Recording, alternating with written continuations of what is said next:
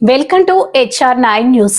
HR9 news ప్రేక్షకులకు, రిపోర్టర్లకు, శ్రేయోభిలాషులకు women's day శుభాకాంక్షలు. కడప నగరంలోని అల్మాస్పేటలో ఉన్న ప్రధానమంత్రి కౌశల్ కేంద్ర స్కిల్ డెవలప్మెంట్ ట్రైనింగ్ సెంటర్లో అంతర్జాతీయ మహిళా దినోత్సవాన్ని పురస్కరించుకొని Maulana educational and welfare society అధ్యక్షుడు షేక్ అబ్దుల్ షబ్బీర్ ఆధ్వర్యంలో సేవలందిస్తున్న మహిళలకు ఘనంగా సన్మాన కార్యక్రమాన్ని నిర్వహించారు.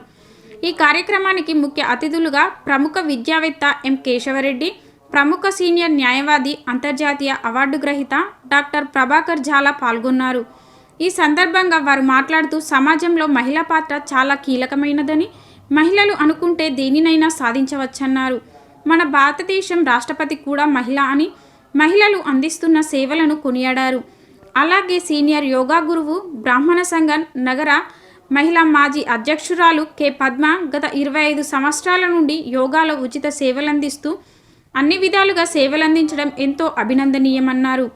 మానసిక వికలాంగుల ప్రభుత్వ ఉపాధ్యాయురాలు ఎం మమత గత 15 సంవత్సరాల నుండి సేవలందించడం ప్రశంసనీయమన్నారు. ప్రధానమంత్రి skill centre manager SK Anjum గత 10 సంవత్సరాల నుండి స్కిల్ సెంటర్ నందు ఉపాధి కల్పిస్తూ సేవలందించడం ఎంతో అభినందించదగ్గ విషయమన్నారు. ఈ కార్యక్రమంలో మౌలానా సొసైటీ సభ్యులు, స్కిల్ సెంటర్ సిబ్బంది, విద్యార్థులు తదితరులు పాల్గొన్నారు. హక్కుల కోసం పోరాట ఉద్యమం, రెండవ ప్రపంచ యుద్ధం, తర్వాత ఫ్రెంచ్ విప్లవం ఎప్పుడైతే 1789 ఫ్రెంచ్ విప్లవం ఎప్పుడైతే వచ్చిందో, స్త్రీ కన్నీరు ఎప్పుడైతే కార్చిందో, స్త్రీ వినయంలోను, సహనంలోను, శాంతిలోను, సమాధానంలోను, ఓర్పులోను, ప్రేమలో ఎంతైతే ఉందో అంత ఆకృషానికి గురైంది. కోపం వచ్చింది, తాపం వచ్చింది, ఆవేదన వచ్చింది, కట్టలు తెరుచుకున్నాయి. మేము కూడా పురుషుతో సమానమని కంకణం పడవలు పట్టుకునే చేత కలం పట్టింది, కగ్గాని పట్టింది, కొంగు చుట్టింది. అన్ని చేసి ముందుకు వచ్చిన తర్వాతే ఈరోజు నా పక్కన మన మేడం కూర్చున్నది. అంతకుముందు లేదుగా, ఉన్నదా? లేదు కదా. మరి అలాంటి స్త్రీ తల్లులలో 1848 చూడండి, గూగుల్లో కొట్టండి, బుక్స్ దొరకబోయి 1848లో 68 మంది అధినేత మహిళలు కూర్చున్నారు.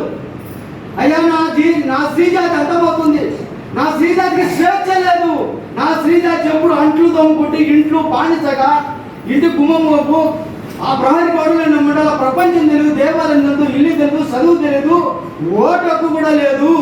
మేము ఇలాంటి బానిస బతుకులో ఉండాలా అని అన్ని దేశాల అధినేత మహిళలు కూర్చున్నారు. కానీ సాహసం చేయలేకపోయారు. ఉదాహరణకు ఎందుకని సాహసం చేయలేకపోయారు?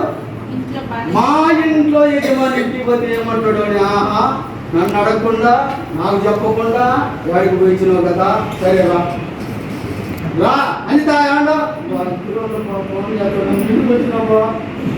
ఏం నాకు చెప్పినావా? లేదు సార్. అలాంటి పై ఆందోళన గురి చెంది 69 టోటల్ 68 చూపించారు. దాంట్లో 68 మంది మహిళలు కూడా మన ఇంటికి పోతే మళ్ళీ ఇబ్బంది పడతాము. కాబట్టి ఇప్పుడు మనకి ఎవరు అండ ఉండాలి? ఇక్కడ మీరే చెప్పాలి. ఇక్కడ తెలియదు ఎవరు అండ ఉండాలి? పురుషుడు అండ ఉండాలి. కాబట్టి పురుషులా గడుపుకోవాలని వాళ్ళలో 32 మంది అధినేతలు పిలిపించుకొని ఆ రోజు 1920 తారీఖున ఒప్పంద ప్రకటనలే అందులో 12 అంశాలు తీర్మానం చేశారు. మొదటి అంశంగా మీకు ఏం కావాలి అని పురుషులు అడిగారు. అమ్మాయిలు పెడుతున్నారు, మరి మా పురుష జాతికి మీరు తక్కువ చేస్తున్నారు, మీకు ఏమి వరం కావాలో, ఈ 12 రాయితీలో ఏ రాయితీ కావాలని అడిగారు.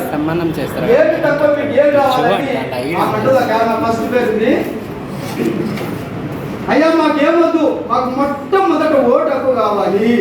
మేము